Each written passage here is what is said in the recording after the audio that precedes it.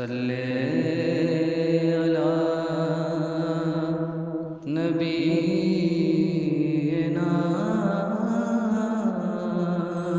صلی علی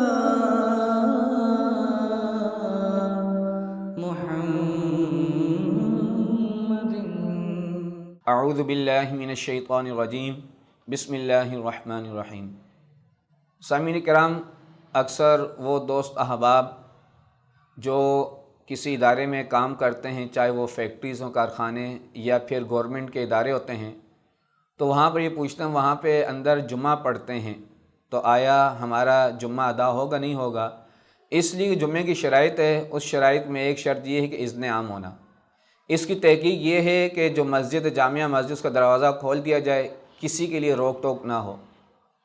تو وہ یہ سوال کرتے ہیں کہ ہمارا جو مین گیٹ ہے وہ تو بند ہوتا ہے، ہر کسی کو آنے کی اجازت نہیں ہوتی۔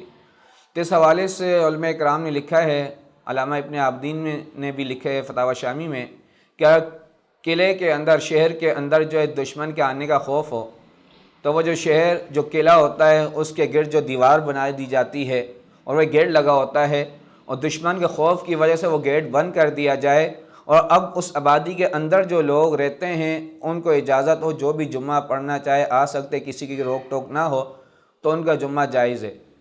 تو فی زمانہ جو ہے سیکورٹی رسک ہے، حملوں کا خطرہ رہتے، خدشات ہوتے ہیں، تو اس لیے جو سرکاری ادارے ہیں تو وہ اپنی باؤنڈری کے اندر جو ہے غیر متعلقہ شخص کو نہیں چھوڑتے۔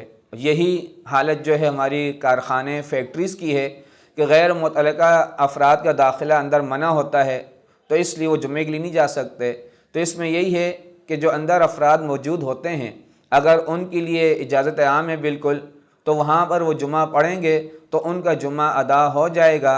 اس لیے کہ جو آج کل زمانہ چل رہا ہے، جو سیکورٹی ایشوز جو ہیں ان کا خدشہ ہے حملہ کرنے کا، تو اس وجہ سے بعض جو ہے وہاں پر جو ہے حفاظتی انتظامات کے طور پر جو ہے غیر متعلقہ افراد کو اندر نہیں آنے دیتے، لیکن جو پہلے سے موجود ہیں، ورکر ہیں وہاں کے، تو ان کے لیے عام اجازت ہوتی ہے، وہ جمعہ پڑھ سکتے ہیں۔ تو اس لیے علماء کرام نے لکھا ہے کہ یہ جمعہ بالکل صحیح ہو جائے گا، ان کا جمعہ ادا ہو جائے گا اور پورے جمعے کا ثواب ان کو ملے گا۔ اللہ تعالیٰ کی بارگاہ میں دعا ہے کہ اللہ تعالیٰ احکامات شریعت سیکھ کر اس پر عمل کرنے کی توفیق عطا فرمائے۔ وآخر دعوانا ان الحمد للہ رب العالمین۔ صلی علی